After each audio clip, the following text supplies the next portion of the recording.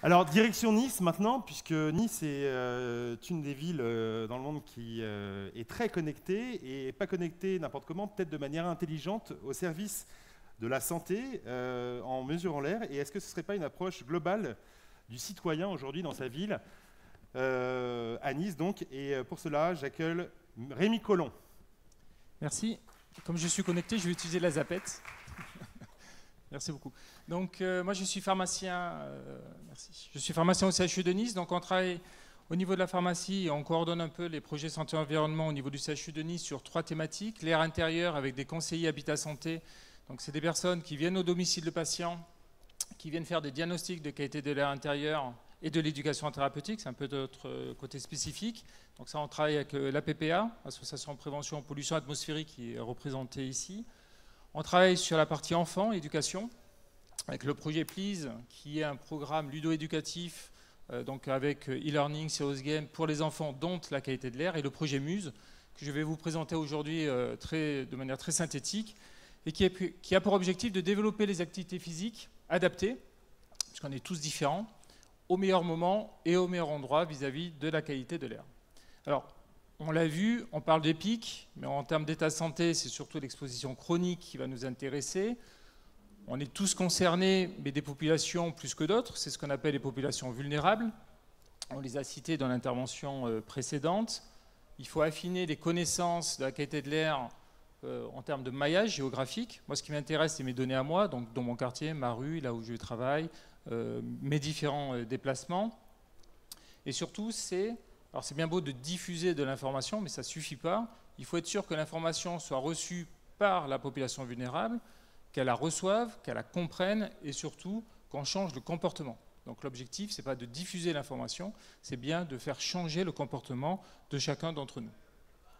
Alors, prise en charge globale, pourquoi? Donc on travaille avec le laboratoire Terra qui avait déjà une application, donc l'application BrazeUp, qui permet donc de manière géolocalisée de vous donner de l'information J0, J+1 de votre qualité de l'air de manière précise. On a développé la partie santé, c'est-à-dire que on va être capable, la personne, c'est une application tout à fait gratuite bien sûr, va pouvoir déclarer ce qu'on appelle des signaux faibles. C'est tout ce qui est symptômes qui ne va pas vous entraîner directement une consultation, soit aux urgences, soit à l'hôpital, soit voir même votre médecin. Mais c'est des informations finalement qui se perdent. Or, aujourd'hui, je suis un peu gêné, etc.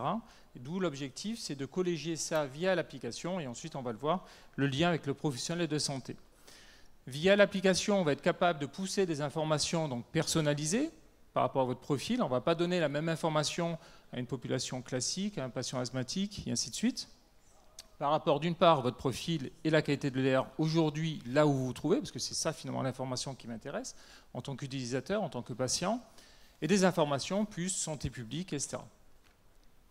Donc tout ça va être... Donc une application, c'est bien pour pousser des alertes, mais en termes de compréhension, ce n'est pas suffisant. Donc c'est pour ça que finalement c'est une vision globale avec l'application telle que je vous l'ai montrée, le site internet du projet Muse, donc projet-Muse, où finalement vous allez avoir des informations supplémentaires pour mieux vous faire comprendre les polluants, à quoi ça correspond.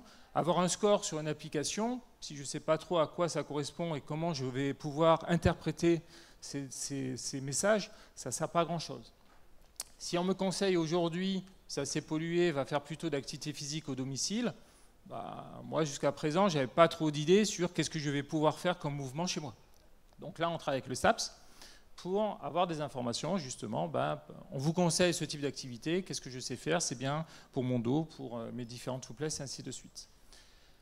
L'objectif de l'application, c'est pas que je reste moi avec mon application, c'est que je vais pouvoir justement montrer via mon tableau de bord ce que j'ai déclaré dans le mois, par exemple, à mon pharmacien, à mon médecin, pour qu'il modifie ou non ma prise en charge.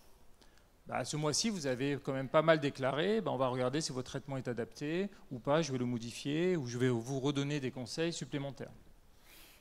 Et enfin, les réseaux sociaux, parce que l'objectif, c'est les messages des professionnels de santé, c'est bien, on y croit.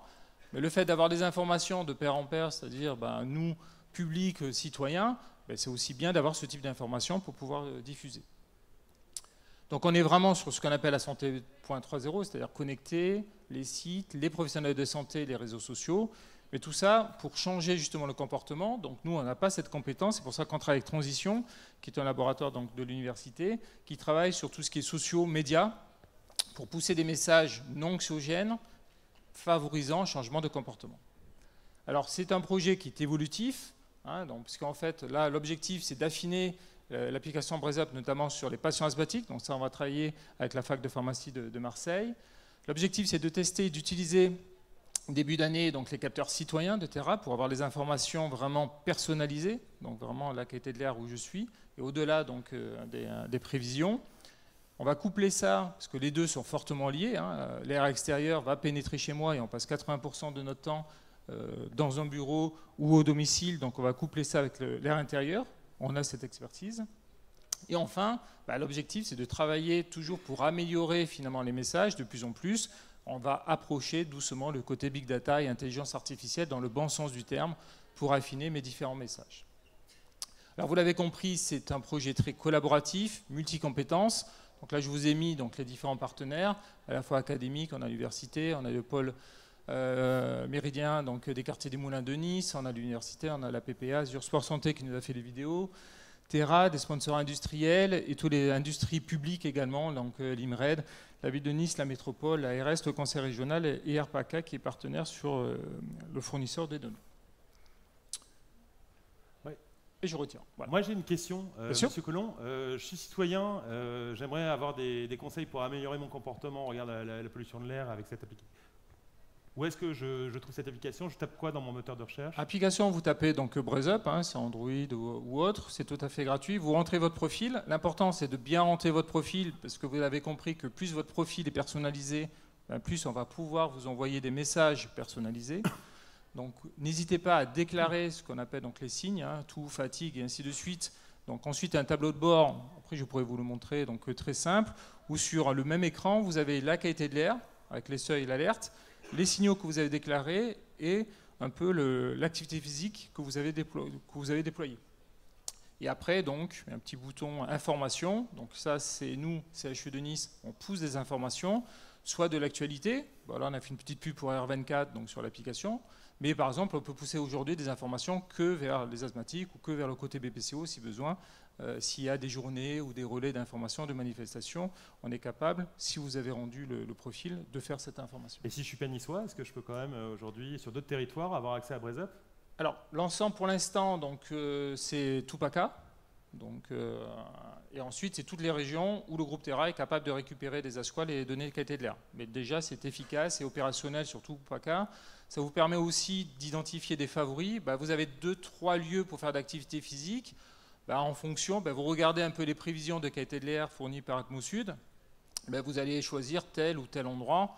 Parce qu'aujourd'hui, en fonction de la météo, du temps, etc., peut-être il y a un des endroits qui est moins pollué. Tant qu'à faire, faites des activités physiques. C'est pour ça que le titre en fait, de MUSE, c'est au meilleur endroit et au meilleur moment. Utilisez aussi cette personne. Merci beaucoup, Monsieur Collomb. On vivra comme on respire, donc.